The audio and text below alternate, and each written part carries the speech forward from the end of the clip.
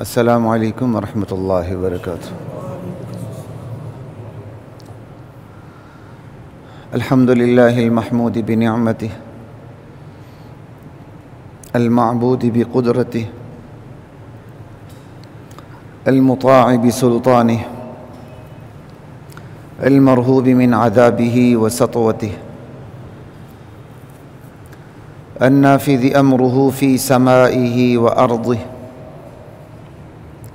الذي خلق الخلق بقدرته وميزهم بأحكامه فأعزهم بدينه وأكرمهم بنبيه محمد صلى الله تعالى عليه وآله وسلم بسم الله والحمد لله والصلاة والسلام على رسول الله أما بعد فأعوذ بالله من الشيطان الرجيم بسم اللہ الرحمن الرحیم لقد كان لكم في رسول اللہ اسوۃ حسنہ لمن كان يرجو اللہ واليوم الآخر وذكر اللہ كثيرا۔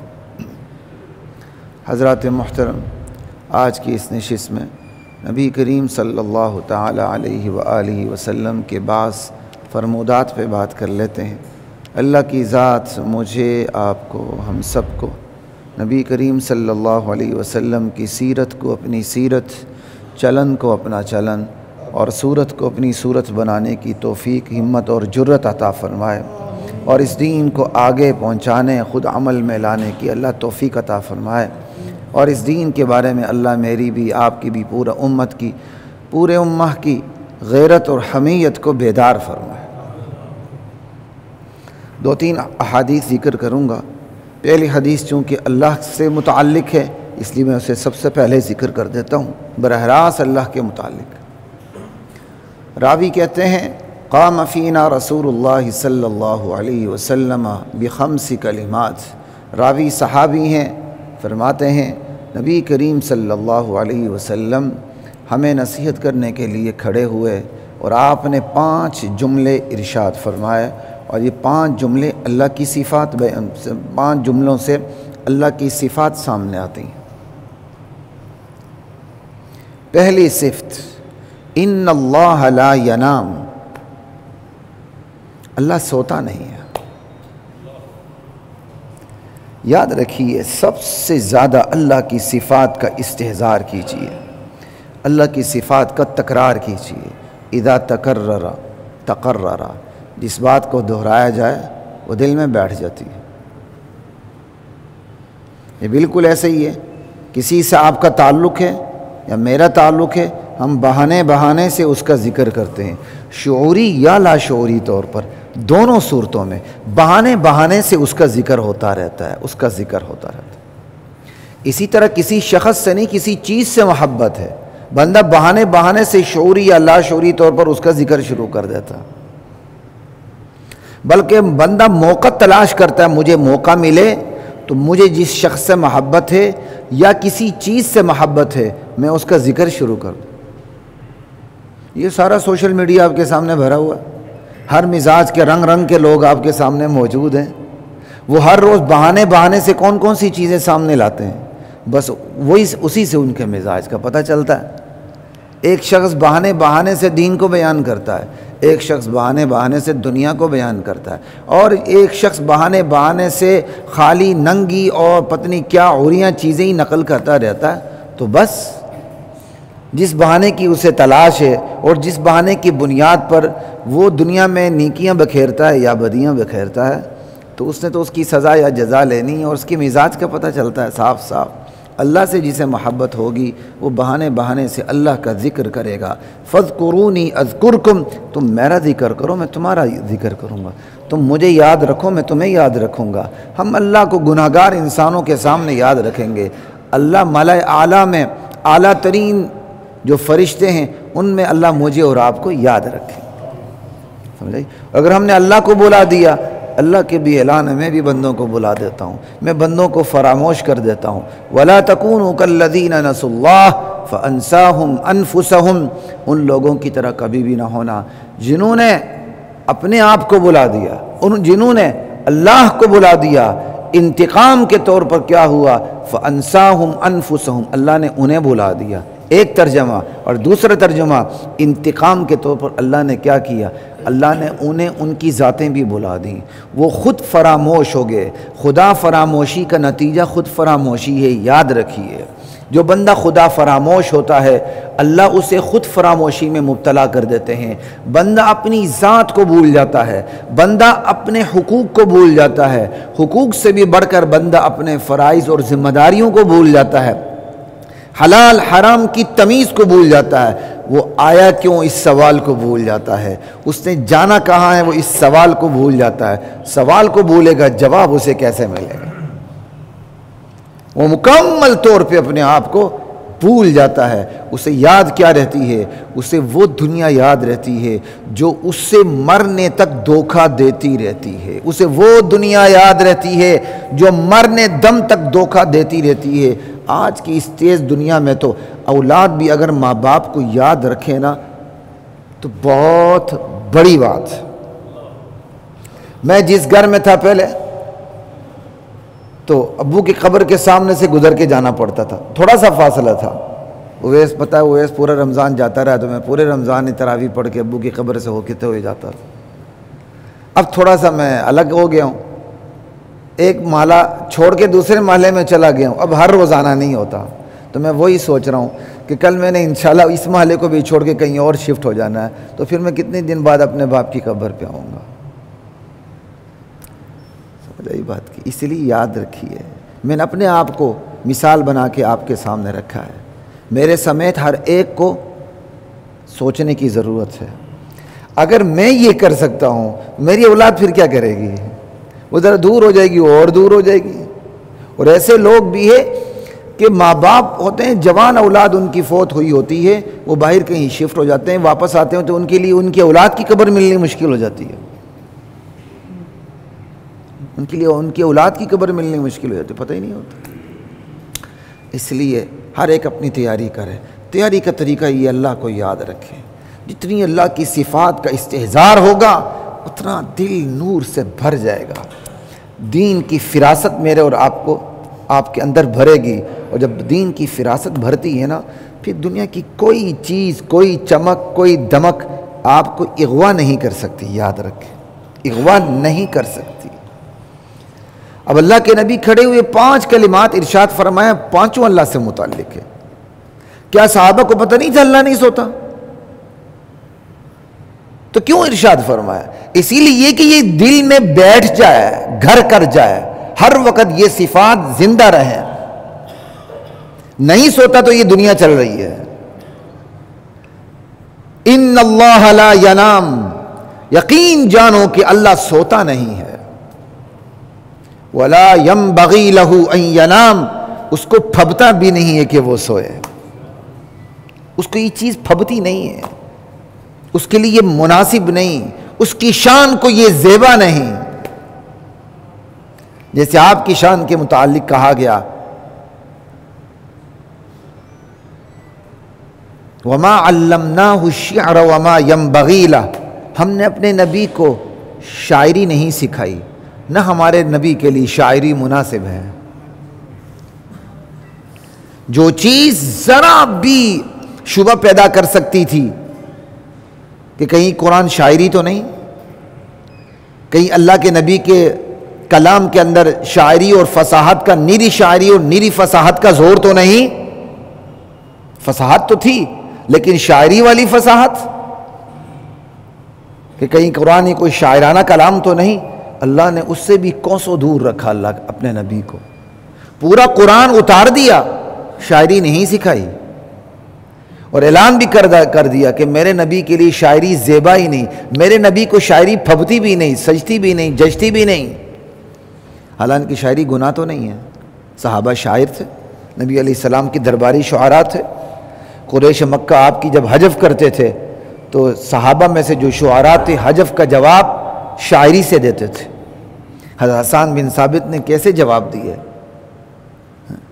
حضور نے پھر یہ بھی فرمایا، دیکھو جواب دینے لگے ہوں، میں بھی تو قریشی ہوں۔ اللہ اکبر۔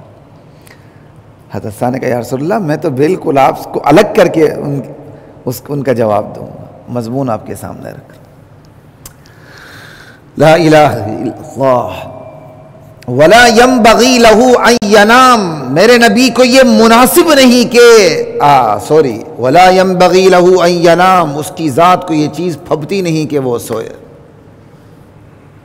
اور اس کا اختیار یخفض القسط ویرفع، میزان عدل اس کے ہاتھ میں ہے، چاہے نیچا کر دے، چاہے اٹھا دے، چاہے ہلکا کر دے، چاہے بوجھل کر دے، وہ تو ہے ہی قانون ساز۔ عدل اور ظلم کی تعریف تو اس کے ہاتھ میں ہے، ظلم کیا ہے اس نے بتانا ہے، عدل کیا ہے اس نے بتانا ہے۔ ایمانداری سے بتائیے، جس کے دل میں یہ چیزیں گھر کر جائیں، وہ انسان قانون سازی کا سوچ بھی سکتا ہے؟ قانون سازی سے مراد یہ ہے خود مختار ہوگی قانون سازی۔ ایک قانون سازی یہ ہے کہ قرآن و سنت کی روشنی میں آپ قانون سازی کریں، تعزیری قوانین میں، انتظامی قوانین میں، اور جہاں براہ راست قوانین موجود نہیں ہیں وہاں اجتہاد کے زور پر قوانین میں، یہ تو بڑی اجازت ہے، لیکن وہ قرآن و سنت کی اصول کی ماتحتی میں ہے۔ لیکن مستقل خود مختار ہو کہ قانون سازی جس طرح خدا فراموش قومیں آج کر رہی ہیں، اگر بندے کے دل میں یہ چیز گھر کر جائے کہ میزان عدل تو اللہ کے ہاتھ میں ہے، اللہ نے جسے ظلم قرار دیا وہ ظلم، اللہ نے جسے عدل قرار دیا وہ عدل، بندہ سوچے گا بھی یہ صحیح۔ اور اگر یہی اللہ کی صفات ازبر نہ ہوں، پھر بندہ سوچے گا عورت کو جائیداد میں آدھا حصہ کیوں ملا ہے؟ سمجھ آئی بات کی؟ اچھا عورت کی آدھی گواہی کیوں ہے؟ تو مغرب سے مروب لوگ اب پوری گواہی اسلام سے ثابت کرنے کے چکر میں ہوتے ہیں۔ یہ سارے چکر کیوں پڑتے ہیں؟ یہ سارے چکر اس لیے پڑتے ہیں اللہ کی صفات ازبر نہیں ہوتی۔ اچھا جی مرد برتر ہے عورت سے؟ نہیں، یہ کیسے ہو سکتا ہے؟ بھائی اگر کیسے ہو سکتا ہے نا تو اس کا جواب آپ اپنے گھر میں ڈھونڈیں۔ ایک دن اس گھر کی ریاست کے سربراہ آپ بنے، دوسرے دن جو آپ کی گھر پہ تپڑی مار رہا ہے یا تپڑی مار رہی ہے اس کو اپنا بڑا بنا دیں۔ یہ کیسے ہو سکتا ہے کہ ایک انسان آپ کا نوکر ہو؟ یہ کیسے ہو سکتا ہے کہ آپ کرسی پہ کیا کہتے بیٹھیں اور ایک آپ جیسا انسان تپڑی مارے؟ وہ مجھے اور آپ کو ایک تھپڑ لگائے تو ہم 10 دفعہ گر کے کھڑے ہوں، اس کے اندر اتنی جان ہے۔ عموماً ان پڑھوں میں بڑی جان ہوتی ہے، جو پڑھے لکھے زیادہ نہیں ہوتے انہیں بڑی جان ہوتی ہے، کیونکہ دماغ خرچ ہی نہیں ہوا ہوتا۔ جن کا دماغ خرچ ہوتا ہے ان کے اندر جان ہی نہیں ہوتی ہے۔ یہ تو اللہ تعالیٰ کی اپنا نظام ہے، لا الہ الا اللہ۔ تو پھر ایسے ہی کرو، آپ جیسا انسان آپ کا نوکر کیوں بنا ہوا ہے؟ بٹھائے اپنے منصب پہ اسے، اپنی بات کو سچا دکھائیں، سچا کر کے دکھائیں۔ عدل وہی ہے جس کو اللہ نے عدل قرار دیا۔ عدل کا مطلب برابری نہیں ہے، عدل کا مطلب ہے جس کو جو حق ملنا چاہیے وہ ملے۔ وضع الشیء فی محلہ، ایک چیز کو اس کے مقام پہ رکھنے کا نام عدل ہے۔ وضع الشیء فی غیر محلہ، ایک چیز کو اس کے مقام سے ہٹانے کا نام ظلم ہے۔ یہی وجہ ہے کہ سب سے بڑا عدل توحید ہے اور سب سے بڑا ظلم شرک ہے۔ لا الہ الا اللہ۔ جب انسان نے خود قوانین بنانے شروع کر دیے تو آج مغرب کا حال یہ ہے کہ بندہ بیوی کو چھوڑتا ہے تو وہ پوری جائیداد ہی اٹھا کے لے جاتی بہا کے، پیچھے کچھ بچتا ہی نہیں ہے۔ اب وہ کہتے ہیں خواہ شادیاں کرنی ہیں، بچوں کو پالنا ہے، انہوں نے شادیاں ہی کرنی چھوڑ دی۔ ان کا حلیب دودھ ملتا ہے، بھینس رکھنے کی ضرورت کیا ہے؟ یہی ہے نا، باہر والے یہی کہتے ہیں، باہر والے یہی کرتے ہیں، اندر والے یہ کہتے ہیں۔ لا الہ الا اللہ۔ پھر ایسے ہی لوگ کلیدی اسامیوں پر آتے ہیں، کیا بات ہے۔ اللہ کی صفات کو دل میں جگہ دیں، اندر نور بھرے گا، فراست بھرے گی۔ دنیا کی کوئی چمک، کوئی دمک چربی کی طرح آنکھوں پہ اور دل پہ نہیں چڑھے گی۔ لا الہ الا اللہ۔ اب شور ہو رہا ہے، اچھا طالبان ہاتھ کاٹیں گے، طالبان یہ کریں گے۔ ایک میں نے چھوٹے سا کلپ سنا، ایک آدھ جملہ سنا، میں آگے نہیں سن سکا، خود ہی نہیں سنا۔ دیکھیں جی، طالبان نے ایک مولوی کو کابل یونیورسٹی کا وی سی بنا دیا۔ تو تمہارے ہاں یونیورسٹیوں میں کون سے پڑھے لکھے بیٹھے ہوتے ہیں؟ ایف اے پاس ریٹائرڈ جرنیل ہوتا ہے، پوری یو ای ٹی کا کیا کہتے ہیں وی سی تھا، ایف اے پاس ہوگا، یہ بھی میں حسن ظن سے کہہ رہا ہوں، ورنہ پرانے جرنیل تو مڈل پاس ہیں۔ ایک ریٹائرڈ جرنیل نہیں، پتہ نہیں یہاں کتنا عرصہ گزارا یو ای ٹی کے اندر، وہ سارے پی ایچ ڈی پروفیسر اس کے تھلے لگ کے سجدے کرتے نظر آتے تھے۔ میں بھی رہا ہوں یو ای ٹی کے اندر، پڑھاتا رہا ہوں یہاں اس یو ای ٹی میں، پھر عذاب کا شکار بھی ہوں، پھر اللہ دوبارہ یہاں لے آیا۔ میری پرمنٹ سلیکشن ہوئی تھی یو ای ٹی میں، پھر اخراج عمل میں آیا تھا اور اس نے مجھے ڈرانے کے لیے یہاں تک کہہ دیے تھے یہ تو دہشت گرد ہے، یہ تو ملازمت کا شیلٹر لے کے اپنے آپ کو بچانا چاہتا ہے۔ تو مجھے ابھی تک یاد ہے، میں کہا میں دہشت گرد تو مجھے گوانتانامو بھیج دو، یہاں کیوں رکھا ہوا ہے؟ ارے میں دہشت گرد ہوں، مجھے گوانتانامو بھیج دو، کیوں رکھا ہوا ہے یہاں مجھے؟ کیا تم نے سوچا ہوا ہے کہ جس سے تمہاری طبیعت نہ لگے تم اس کو دہشت گرد بنا دو، جس سے تمہاری طبیعت نہیں لگی تم اس کو وطن کا دشمن بنا دو؟ کہ کابل یونیورسٹی کا وی سی جو مولوی کو بنا دیا، تمہارے ہاں مڈل پاس 10 سال 12 سال 4 سیشن وی سی لگے ہوتے ہیں۔ اعتراض کرنا تو یہاں کرو۔ لا الہ الا اللہ۔ اسی طرح ایک اور ریٹائرڈ جنرل تھے، تو میں جب یہاں سے فارغ کیا گیا 2003 میں، تو پھر میں پی ایچ ڈی کرنے اسلام آباد شفٹ ہو گیا۔ جب میری کلاسز مکمل ہوئی، تھیسس کے لیے میں واپس لاہور آیا، تو ایڈن ایوینیو ایکسٹینشن میں کچھ عرصہ جمعہ پڑھاتا رہا ہوں۔ تو ان لوگوں نے مجھے کہا جی آپ جمعہ پڑھا دیا کریں، میں پھر جمعہ پڑھانے چلا جاتا تھا۔ وہاں جو میرے دوست تھے، سوسائٹی کے پریزیڈنٹ تھے، ان کے ذاتی دوست تھے ایک ریٹائرڈ جنرل صاحب۔ اسی طرح ایک دن میں جمعہ پڑھنے چلا گیا، اس سے پہلے ایک دفعہ ایسا ہی ہوا، بات ہوئی اس معاشی نظام کے اوپر، تو میں نے کہا مولویوں کی پتہ معاشی نظام تھا؟ میں نے کہا پھر میٹرک پاس کو پتہ ہے معاشی نظام کا؟ وہ بھی میں نے حسن ظن سے میٹرک پاس کہا، وہ تو پرانا بندہ تھا، شاید وہ مڈل پاس ہوگا۔ میں کہا میٹرک پاس کو معاشی نظام کا پتہ ہے؟ ٹھیک، میری ان سے ڈیبیٹ ہوئی اچھی خاصی۔ پھر ایک دفعہ دوبارہ وہیں جمعے کے دن جب میں جمعہ پڑھانے گیا، تو پہلے وہاں چائے پی کے پھر ہم جمعے کے لیے اکٹھے جاتے تھے، وہ وہاں بیٹھے ہوئے تھے، گپ شپ ہوئی۔ تو جو میرے ساتھی تھے سوسائٹی کے پریزیڈنٹ، وہ بھی اٹھے جمعے کے لیے، لا الہ الا اللہ، تو کہنے لگے جی حلے تو بڑا ٹائم ہے۔ جنرل صاحب نے کہا، ان کا جی ہم بیان سنتے ہیں۔ کہتا ہے مولوی نے کی پتہ، جب مولوی سے جو سن، اصل میں پنجابی مجھے آتی نہیں، میں بولتے ہوئے گر پڑتا ہوں۔ کہتا ہے مولوی کو جڑا سننا ہے میرے کو سن لو، میں بیٹھا ہوں، میں مسکرایا، میں نے کوئی بات نہیں کی ہے۔ تو انہوں نے کہا جی انہوں نے پھر دوسرے نے جو میرے دوست تھے، انہوں نے تو ایسے ہی تعریف کی، نہیں جی ہم جن کا بیان سنتے ہیں یہ ہے وہ ہے، جو بھی لٹرم پٹرم میرے بارے میں کہا، وہ جن کا ہم بیان سنتے، اچھا تو چلو پھر میں بھی سنتا ہوں۔ ہم جنرل صاحب کی گاڑی میں بیٹھ کے سیدھی مسجد، جب مسجد میں اترنے لگے تو جنرل صاحب نے پھر گھڑی کو دیکھا تھا، ہلے مولوی نہیں آیا ہونا۔ میں پھر مسکرایا، ہم دونوں مسکرائے چلے گیا۔ میں جا کے سیدھے اسٹیج پہ بیٹھ گیا، جنرل صاحب میرے دائیں طرف جا کے کرسی پہ بیٹھ گئے۔ انہوں نے مجھے دیکھ لیا کہ یہ کیا ہو گیا۔ وہ کرسی سے اٹھے اور میرے کان میں آ کے کچھ اچھے الفاظ کہے مجھے انکریج کرنے کے لیے، کیونکہ ان سے میری دوسری ملاقات تھی، ڈیبیٹ بھی ہوئی تھی۔ اور بیان کے بعد میں نے دیکھا وہ مجھے ملنے کے لیے قطار میں لگ گئے۔ میں نے کہا نہیں، بندہ دنیا کے منصب پہ بھی اچھے منصب پر ہونا، اس کا بھی لحاظ ہمارے نبی صلی اللہ علیہ وسلم کی سنت ہے۔ انزل الناس منازلہم، لوگوں دنیا کے اندر جس کی جو وقت ہے نا کسی بھی اعتبار سے، اس کو وہی وقت دو۔ میں نے سائڈ پہ کر کے میں خود آگے بڑھا ان کی طرف، میں کہا یہ بھی نبی علیہ السلام کی سنت ہے۔ اس لیے کسی صاحب وجاہت منصب کو عزت دی جائے تو یہ نہ سمجھو مولوی صاحب اس کے پیچھے لگ گئے۔ ہم نے بڑے بڑے صاحب وجاہت دیکھے ہیں، اللہ کا شکر، ایسی بڑی بات نہیں ہے۔ یہ نبی علیہ السلام کی سنت ہے، اس کی دنیا کی وجاہت کا خیال رکھنا بھی۔ انزل الناس منازلہم، لوگوں کو ان کے مرتبے پر رکھو۔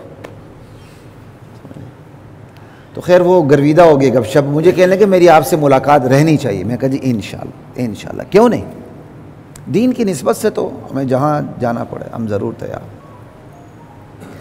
لا الہ الا اللہ، بات کہاں سے کہاں چلی گئی۔ اللہ کی ذات و صفات کا استحضار کریں، خدا کی قسم دل میں نور بھی بھرے گا، کمپلیکس بھی نہیں رہے گا، آپ کسی سے مرعوب بھی نہیں ہوں گے، تعلق ہوگا بھی تو اللہ کے لیے، تعلق خدا کی قسم ٹوٹا بھی تو اللہ کے لیے۔ الحب للہ والبغض للہ، محبت بھی اللہ کے لیے قائم ہوگی، نفرت بھی اللہ ہی کی بنیاد پہ قائم ہوگی۔ لا الہ الا اللہ۔ اور یہاں محبت بھی مفادات کی بنیاد پر قائم ہوتی ہے، نفرت بھی مفادات کی بنیاد پر قائم ہوتی ہے۔ ہماری ترجیحات ہی اور ہیں۔ جیسا ہمارا شعبہ ہوتا ہے ویسے ہی ہمارے مفادات ہوتے ہیں پوری زندگی میں۔ ان اللہ لا ینام ولا ينبغي له ان ينام يخفض القسط ويرفعه، میزان عدل اس کے ہاتھ میں ہے، وہ جسے عدل کے عدل، جسے ظلم کے ظلم، اور میزان عدل ہاتھ میں ہے۔ اب مرضی کسی کا وزن کو جھکا دے، کسی کے وزن کو اٹھا دے، کسی کو بوجھل کر دے، کسی کو ہلکا کر دے، یہ اس کی مرضی ہے۔ میزان عدل ہی اس کے ہاتھ میں ہے، کسی کی بخشش کر دے اس کی مرضی، کسی کو کسی گناہ کی سزا دینے پہ ہے اس کی مرضی۔ حکایت ہے نا، حکایات کا سچا ہونا ضروری نہیں ہوتا لیکن سبق آموز ہوتی ہیں، وہ ایک مطلب ایک بندہ اسے سبق لیتا۔ کہتے ہیں نا کہ ایک بندے نے ایک قتل ہوا، الزام میں 2 بندے پکڑے گئے، ٹھیک ہے، جو قاتل نہیں تھا اس نے کہا یا اللہ تجھے پتہ ہے میں نے تو قتل ہی نہیں کیا، مجھے انصاف چاہیے۔ اور جو قاتل تھا اس نے کہا یا اللہ مجھے بخش دے، مجھ سے غلطی ہو گئی ہے۔ جو قاتل نہیں تھا وہ پھندے چڑھ گیا، پھندا لگ گیا اس کو، اور جو قاتل تھا وہ چھوٹ گیا۔ تو وہاں کچھ بستی میں لوگ تھے، پریشان ہو گئے، ہوا کیا ہے؟ تو پھر خواب میں دیکھا یا جو یہ میں کوئی وہ نہیں سنا رہا آپ اس کو دلیل بنائیں، میں ایک صرف سبق آموز کی بات کر رہا ہوں کہ اس بندے نے انصاف مانگا تھا، میں نے اسے انصاف کیا۔ یہ دریا کے کنارے بیٹھا تھا، تیلی اس کے ہاتھ میں تھی اور اس کے اوپر کیڑا تھا، وہ اس تیلی کو ڈبوتا تھا نکالتا تھا، ڈبوتا تھا نکالتا تھا، ڈبوتا تھا نکالتا تھا، یہاں تک کہ اس کیڑی کی جان چلی گئی اس کھیل کود میں۔ اس نے کہا میرے ساتھ انصاف کرے، میں نے جان کے بدلے جان لے کے انصاف کر دیا۔ اس نے کہا میرے ساتھ مجھ سے غلطی ہو گئی، میں نے اسے معاف کر دیا۔ کہنے کی بات صرف اتنی ہے، اللہ سے اس کی رحمت مانگا کریں، اپنے آپ کو بری و ذمہ قرار نہ دیں۔ سمجھانے کی صرف بات اتنی ہے، میزان عدل اس کے ہاتھ میں ہے۔ وراثت میں بہن کا حصہ آدھا، بھائی کا پورا، ٹھیک ہے، یہ اس نے قائم کر دیا۔ اتنے مختصر ترین جملوں میں پورا نظام وراثت کو بیان کر دیا، یہی تو معجزہ ہے، اسی پہ لوگ ہار مانتے ہیں۔ لا الہ الا اللہ واللہ اکبر، یرفع الیہ عمل اللیل قبل عمل النہار وعمل النہار قبل عمل اللیل، اس کی بارگاہ میں اعمال اٹھتے ہیں بندوں کے، رات کے اعمال صبح ہونے سے پہلے ہی اٹھ جاتے ہیں، صبح کے اعمال رات آنے سے پہلے ہی چلے جاتے ہیں۔ یعنی اللہ کے پاس حاضری میں دیر نہیں لگتی۔ یہ مجھے اور آپ کو حوصلہ بھی دیا جا رہا ہے اور انکریج بھی کیا جا رہا ہے، آگے بڑھو، تم جو عمل کرتے ہو اللہ دیکھ بھی رہا ہے، اللہ کے پاس وہ تمہارے عمل بھی پہنچ رہے ہیں۔ رات کے اعمال دن کے اعمال سے پہلے پہنچ جاتے ہیں، دن کے اعمال رات کے اعمال سے پہلے پہنچ جاتے ہیں۔ حجابہ النور، اور چوتھی بات یہ ہے وہ کسی مخلوق کو دنیا میں دکھتا نہیں ہے، اس کی قدرت دکھتی ہے، اس کا حجاب نور ہے، اس نے حجاب قائم کر دیا ہے اپنی زیارت سے۔ اور ایک روایت میں نار کا حجاب ہے، آگ کا حجاب، لیکن وہ آگ وہ نہیں ہے جو خود اندھیری ہوتی ہے، آگ دیکھیں کیا کہتے ہیں روشن بھی ہوتی ہے۔ تو ایک روایت میں نور کا لفظ ہے، ایک روایت میں نار کا لفظ ہے، دونوں کو میں کوئی تضاد نہیں ہے۔ لو کشفہ لاحرقت سبحات وجہ من انتہا الیہ بصر، اگر یہ نور کا حجاب اللہ تعالیٰ سامنے سے ہٹا دے اپنی ذات کے، اس کی چہرے کی تجلیات تمام مخلوق کو جلا کے خاک کر دے۔ لا الہ الا اللہ۔ یہ ہیں وہ 5 جملے نبی علیہ السلام نے اللہ کی شان میں ارشاد فرمایا۔ آگے چلتے، حضرت معاذ بن جبل رضی اللہ تعالی عنہ کی حدیث ہے کہ ایک دن فجر کی نماز میں ہم نبی علیہ السلام کا انتظار کرتے رہے، قریب تھا کہ فجر کی نماز کا وقت ہی ختم ہو جاتا اور سورج طلوع ہو جاتا۔ اتنے میں نبی علیہ السلام تیزی سے تشریف لائے، تکبیر پڑھی گئی، نماز ہوئی اور آپ نے فوراً ہلکی نماز پڑھائی، عادت کے برخلاف ہلکی نماز پڑھائی، وقت کم تھا۔ یہاں عجیب عجیب باتیں بنی ہوئی ہیں، سورج رک جاتا ہے، یہ ہو جاتا ہے وہ، بھائی نبی علیہ السلام کی نماز قضا بھی ہوئی ہے، آپ نے قضا بھی پڑھ کے دکھائی ہے۔ یہ سورج چاند کبھی نہیں رکتے، یہ چلتے رہتے ہیں۔ لا الہ الا اللہ واللہ اکبر۔ خیر، تو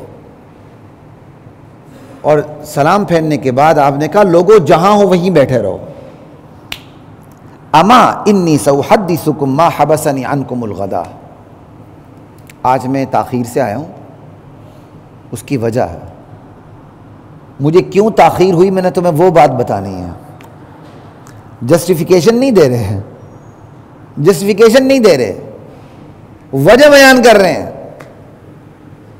تعلیم دے رہے ہیں کہ آج میں تاخیر سے پہنچا کس وجہ سے، وہ میں تمہیں سنانا چاہتا ہوں، سنو۔ انی قمت من اللیل، میں رات میں اٹھا، فتوضأت، میں نے وضو کیا، وصلیت ما قدر لی، جتنی میرے مقدر میں تھی میں نے نماز پڑھ لی۔ نفل نماز چھپائی جاتی ہے، اللہ کے نبی کے ایک ایک جملے میں حکمت کے موتی ہیں۔ یہ نہیں بتایا میں نے تہجد 12 پڑھ لی، 10 پڑھ لی، 8 پڑھ لی، کہا جو میرے مقدر میں تھی پڑھ لی۔ اللہ اکبر۔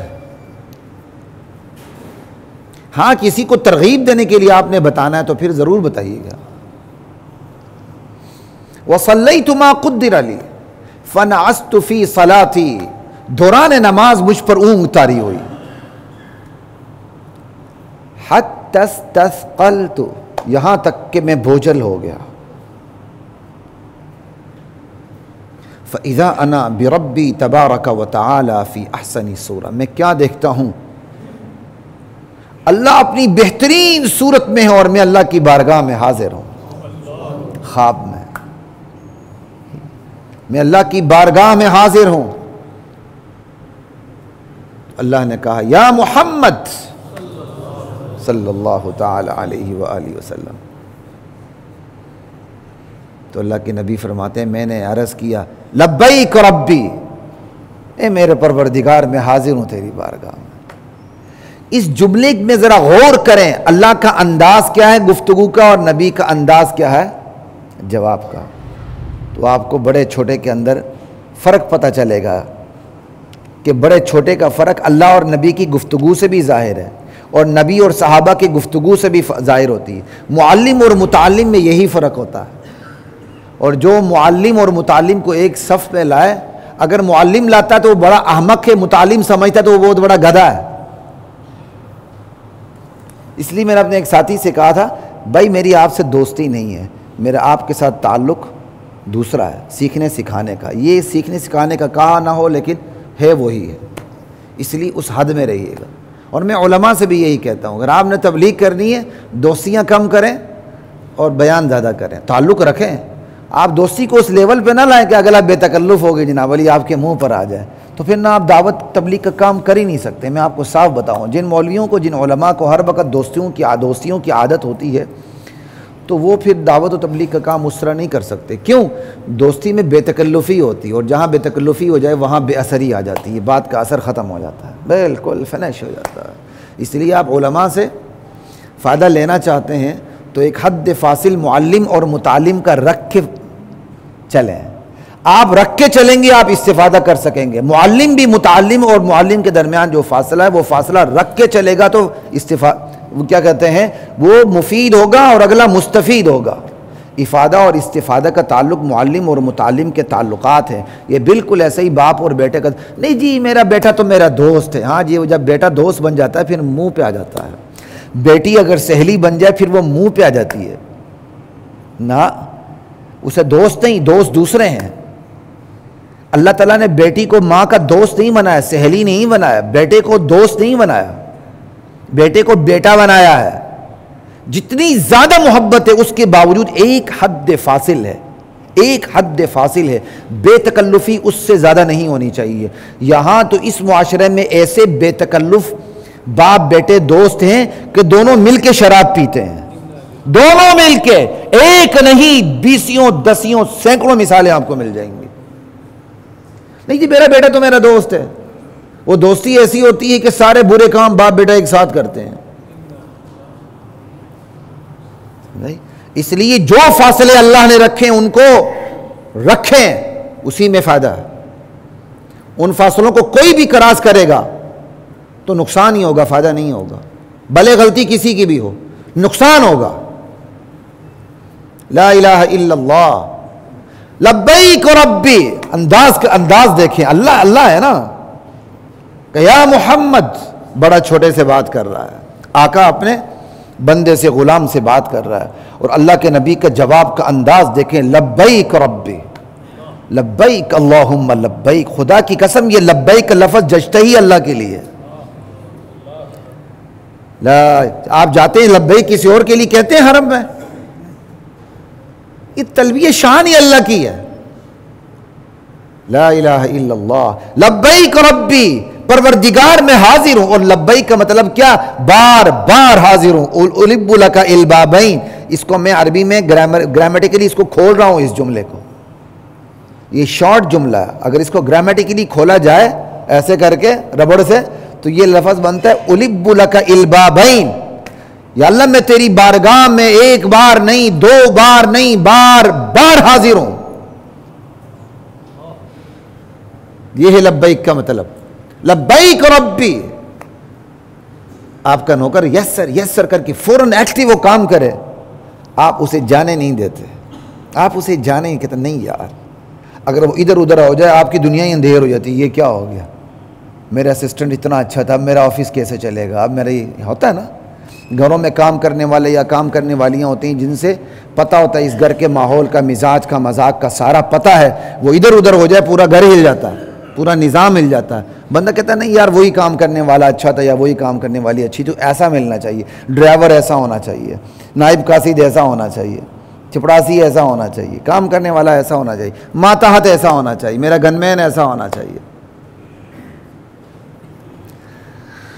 کیا ہے, ماتحتی ہے نا. تو یہ ماتحتی کا انداز دیکھیں, لبیک ربی, پروردگار میں آپ کی بارگاہ میں حاضر ہوں. اور اللہ نے یہ سوال بھی 3 مرتبہ دہرایا ہے, قالہا ثلاثا.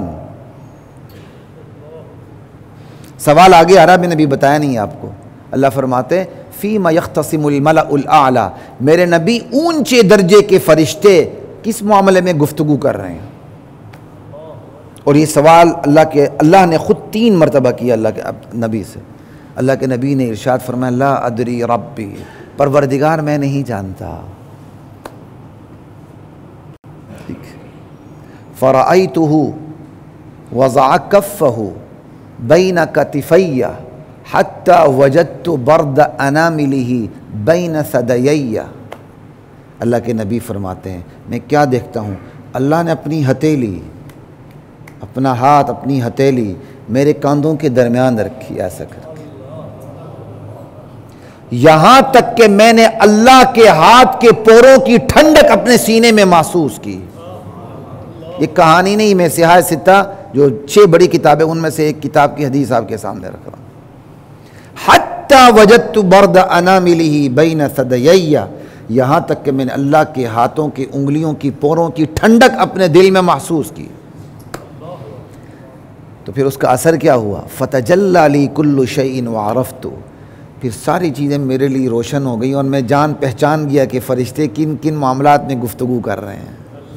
اب پھر میرے پروردگار نے مجھ سے پوچھا یا محمد، میں کہا لبیک ربی، وہی انداز دیکھیں آپ صلی اللہ علیہ وآلہ وسلم کہ لبیک ربی، پروردگار میں آپ کی بارگاہ میں حاضر ہوں، کہ اب بتاؤ فیما یختصم الملأ الاعلیٰ، اونچے درجے کے فرشتے کس معاملے میں گفتگو کر رہے ہیں؟ تو میں نے عرض کیا فی الکفارات، یا اللہ کفارات کے بارے میں، کہ گناہوں کا بدلہ بن جانے والی چیزیں، گناہوں کا کفارہ بننے والی چیزیں، اعمال، ان کے بارے میں فرشتوں کی بات ہو رہی ہے۔ وہ کون سے اعمال ہیں جو کرنے سے بندوں کے گناہ مٹ جاتے ہیں، کفارہ بن جاتے ہیں؟ قال وما ہن، تو اللہ نے پھر سوال کیا مجھ سے وہ کفارات کیا ہیں، وہ کفارات کیا ہیں؟ آخر ایک سوال ہے، وقت کم ہے، یہ آخر سوال جواب کیوں ہے؟ اہمیت بتانے کے لیے، ایک چیز کی اہمیت کتنی، جس کی جتنی اہمیت ہے اس کو اتنے ہی پروٹوکول میں لایا جاتا ہے۔ تو ہمیں بندوں کا پروٹوکول تو یاد رہتا ہے، بھئی اعمال کا پروٹوکول بھی ذرا دیکھیں، ان اعمال کی اہمیت کتنی ہے کہ اللہ تعالیٰ نے خواب میں اپنے نبی کو اپنی زیارت بھی کروائی، سوال جواب بھی کیے، اور وہ جو اہم چیزیں اس کو پورے پروٹوکول کے غلاف میں رکھے سام بیان فرمائی۔ یہ میرے اور آپ کے لیے، میرے اور آپ کے لیے کہ ہم اہمیت کو، اس کی امپورٹنس کو سمجھیں۔ یہ کوئی کہانی نہیں ہے خالی کہ بس مزے لے کے سنیں، آرام سے بیٹھے ہیں۔ وہ جو آگے اعمال بیان ہو رہے ہیں ان کی اہمیت بیان ہو رہی ہے کہ بندوں کے دل میں ان اعمال کی اہمیت اترے، دل میں گھر کر جائے۔ قال وما ہن، میرے رب نے ارشاد فرمایا کہ میرے نبی وہ کفارہ بننے والے اعمال کون سے ہیں؟ تو چونکہ میرے سامنے ساری چیزیں ظاہر ہو رہی تھیں تو میں نے کہا مشی الاقدام الی الجماعات، قدموں پہ چل کے جماعت کی نماز میں حاضر ہونا۔ آج ہم میٹنگ منسوخ نہیں کرتے، جماعت منسوخ کر دیتے ہیں۔ میٹنگ منسوخ نہیں کرتے، نماز پڑھنے والے بھی وہ کہتے چل کوئی بات نہیں، ٹائم ہے، بڑی اہم میٹنگ ہو رہی ہے۔ اللہ کے ساتھ میٹنگ اہم نہیں ہے، بندوں کی میٹنگ بڑی اہم ہے۔ وہ میٹنگ منسوخ نہیں ہوتی، یا وہ میٹنگ تھوڑی دیر کے لیے پوسٹ پون نہیں ہوتی، اس کے درمیان وقفہ نہیں آتا۔ جماعت چلی جائے تو چلی جائے، کوئی بات نہیں، اپنے اپنے کمرے میں جا کے پڑھ لیں گے۔ مشی الاقدام الی الجماعات، قدموں پہ چل کے جماعت کی نماز میں پہنچنا، یہ بندے کے گناہ صغائر کے لیے کفارہ بن جاتی ہیں۔ یہ چیزیں بندے کو پتہ ہی نہیں ہوتا، وہ گناہ کرتا رہتا، یہ چیزیں گناہوں کو مٹا دیتی ہیں۔ والجلوس فی المساجد بعد الصلوات، اور دوسرا عمل جس سے گناہ مٹ جاتے ہیں، کفارہ بن جاتے ہیں، مسجد میں بیٹھے رہنا نماز کے بعد۔ ایک نماز پڑھ لی، اگلے نماز کے انتظار میں مسجد میں ہی بیٹھے رہے، اللہ اللہ کرتے رہے۔ اب تو ایسا ماحول آ چکا ہے کہ محلوں میں ایک مسجد کے بعد فوراً تالا لگ جاتا ہے۔ ایک نماز پڑھنے کے بعد آپ کو وہ کوئی ایسا ضروری کام نہیں ہے، ذمہ داری نہیں گھر کی، کچھ آپ کو اللہ تعالیٰ نے ایک فارغ وقت دیا ہوا ہے۔ میں تو ساتھیوں کو کہتا ہوں یہ پینشن پہ جانے والے نا، یہ دل حوصلہ چھوٹا کر لیتے ہیں، ان کو دل کے دورے پینشن کے بعد ہی پڑتے ہیں۔ بڑی عجیب بات ہے، کیوں آپ دل چھوٹا کرتے ہیں؟ دوسروں کو ایک تو پازیٹیو سوچ رکھیں، آپ جائیں گے تو کوئی اور آئے گا آپ کی جگہ لینے۔ ایک تو مثبت تھوڑی سی سوچ رکھیں، تھوڑی پازیٹیو تھاٹ رکھیں، آپ جائیں گے تو اگلی نسل آئے گی آپ کی کرسی پر۔ ایک اور دوسری بات یہ ہے کہ اللہ کا شکر ادا کریں کہ اللہ تعالیٰ ریٹائرمنٹ تک اللہ تعالیٰ نے آپ کو عمر سے ریٹائر نہیں کیا، نوکری سے ریٹائر کیا ہے۔ اب تو گولڈن ایج اب شروع ہوئی ہے، سفیدی آ گئی چہرے پہ، داڑھی سفید ہو گئی۔ اللہ کو سفید داڑھی سے حیا آتی ہے، شرم آتی ہے۔ یہ کم خوش قسمتی ہے گولڈن ایج میں میں اور آپ چلے جائیں، کوئی کام نہ رہے، پینشن گھر میں آرام سے آتی رہے اور ہم ذکر میں مشغول ہیں، اللہ اللہ کرتے رہیں، شکر ادا کریں۔ بجائے یہ کہ اللہ کا شکر ادا کریں، اللہ تعالیٰ نے 60 سال 65 سال تک پہنچا کے ریٹائر کیا اور اب باقی وقت اللہ اللہ کر کے پیچھے سارے گناہ معاف کرا دیں، بندہ پریشان ہو جاتا ہے میں پینشن پہ جا رہا ہوں۔ اور شکر کر تو عمر کی پینشن پہ نہیں گیا، نوکری کی پینشن پہ جا رہا ہے۔ اللہ کا شکر ادا کیا کریں جو بونس کی عمر ہے، ورنہ اس امت کی ایوریج عمر 60 سے 70 سال ہے، اس سے زیادہ نہیں ہے، وہ بھی قمری سال جس میں 2-3 سال کم ہو جاتے ہیں شمسی حوالے سے، اور ہم پریشان ہونے لگتے ہیں۔ خیر، بات کیا ہو رہی تھی؟ 2 چیزیں، اور تیسری چیز وہ اسباغ الوضوء حین الکریہات، او سخت سردی کا موسم ہے یا کوئی اور تکلیف ہے پھر بھی اچھی طرح وضو کرنا، یہ ایسے ایسے کر کے نہیں، مجھ سے نمازیوں کا وضو دیکھا ہی نہیں جاتا، ایسے ایسے کر کے آ جاتے ہیں، دیکھو تو یہاں سے بھی خشک، یہاں سے بھی خشک، نیچے ایڑی بھی خشک۔ ہم لوگ کچھ زیادہ ہی دیر لگا دیتے ہیں اور لوگ بالکل ہی دیر نہیں لگاتے، 1 2 3 کریں ان کا استنجا بھی ہو جاتا ہے اور ماشاءاللہ وضو بھی ہو جاتا ہے۔ لا الہ الا اللہ، اللہ اکبر کبیرہ۔ اور جن کے مثانے کمزور ہیں میں ان کو مشورہ دے رہا ہوں، میرے استاد عمل کیا کرتے تھے، ان کا مثانہ کمزور نہیں تھا لیکن وہ احتیاط کیا کرتے تھے، وہ کہتے تھے میں وضو اور استنجا کے درمیان وقفہ رکھتا ہوں، آپ نے استنجا وغیرہ کر لیا، فارغ ہو گئے، کچھ ایسے قطرے ہیں اگر نکل گئے تو نکل گئے، کام ہی ہے نا، تو وضو کے وقت آپ کافی دیر پہلے فارغ ہو جائیں گے تو آسانی سے وضو کر لیں گے۔ ادھر 1 2 3 کر کے باہر آ رہے ہوتے پتہ ہی نہیں ہوتا اور فوراً وضو میں بیٹھ جاتے ہیں۔ خیر وہ منع تو نہیں لیکن ایک مشورے کی بات ہے، کیونکہ اس سب کانٹیننٹ کے مثانے بڑے کمزور ہیں، اور جہاں جتنے کمزور ہیں یہ ماشاءاللہ اندر جانے میں بھی کمزور ہیں، اتنا آنے میں بھی، جانے میں بھی تگڑے، آنے میں بھی تگڑے ہیں۔ ایسا نہیں ہونا چاہیے، طہارت کا پورا خیال رکھا کریں۔ سخت موسم ہے پھر بھی اچھی طرح وضو کرنا، یہ 3 چیزیں بدلہ بن جاتی ہیں۔ ثم فیم، اللہ نے پھر پوچھا اب کس چیز میں بات ہو رہی ہے؟ کافی درجات کے بارے میں جس سے درجے بلند ہوتے ہیں۔ قال وما ہن، میرے رب نے پوچھا درجات بلند کرنے والی کون سی چیزیں ہیں جس کے بارے میں یہ میرے فرشتے گفتگو کر رہے ہیں، اونچے درجے والوں فرشتے کا؟ اطعام الطعام، کھانا کھلانا۔ خبر صاحب سن رہے ہیں؟ اچھا، اطعام الطعام، کھانا کھلانا، ولین الکلام، نرم گفتگو کرنا، والصلاۃ والناس نیام، نماز پڑھنا اور پوری دنیا سو رہی ہو اور آپ مصلی پہ کھڑے ہوں۔ یہ 3 چیزیں درجات کو بلند کر دیتی ہیں۔ جب اللہ کے ہاں درجہ بلند ہوا، مخلوق کے ہاں خود بخود ہوا۔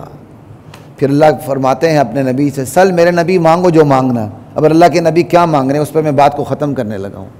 اللہم انی اسألک فعل الخیرات، اے اللہ میں تجھ سے نیکی کرنے کا سوال کرتا ہوں کہ میری طبیعت ایسی بنا دے کہ میں نیک کام کرتا چلا جاؤں۔ وترک المنکرات، یا اللہ میری طبیعت ایسی بنا دے کہ میں منکرات کے، بری چیزوں کے قریب بھی نہ جاؤں۔ شریعت میری طبیعت بنا دے، یہ بڑی لک ہوتی ہے کہ شریعت طبیعت بن جائے۔ اذان ہو بندے کو آرام ہی نہ آئے جب تک نماز نہ پڑھے، سمجھ آئی؟ وحب المساکین، یا اللہ مسکینوں کی محبت میرے دل میں ڈال دے، جو تیری بارگاہ میں حاضر ہو کے عاجزی کرتے ہیں، ان عاجزوں کے، عاجزی کرنے والوں کی محبت میرے دل میں ڈال دے۔ کتنی بڑی بات۔ اور جس کے دل میں مسکین کی محبت آیا وہ متکبر نہیں ہو سکتا۔ وَأَن تَغْفِرَ لِي، یا اللہ میں سوال کرتا ہوں تو مجھے بخش دے۔ وَتَرْحَمَنِي، یا اللہ میرا سوال ہے، میں مانگ رہا ہوں تو اس سے، میری مانگ یہ ہے کہ تو مجھ پہ ترس کھا، مجھ پر رحم کر۔ وَإِذَا أَرَدْتَ فِتْنَةً فِي قَوْمٍ فَتَوَفَّنِي غَيْرَ مَفْتُونٍ، یا اللہ میری مانگ یہ ہے کہ جب تو کسی قوم کو کسی فتنے میں مبتلا کرنا چاہے تو اس فتنے میں مبتلا کرنے سے پہلے مجھے وہاں سے اٹھا لے، مجھے اٹھا لے۔